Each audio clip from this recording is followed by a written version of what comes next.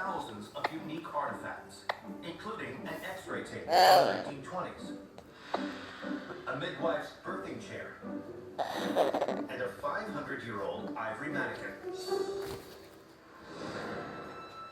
But tucked away in the archives is perhaps the most sinister set of items in the entire collection.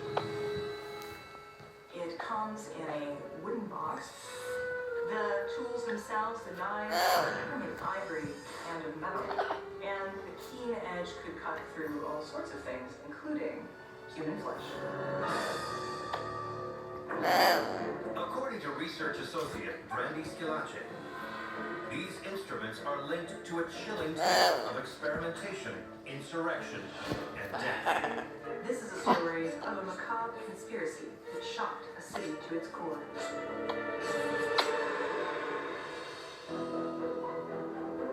1780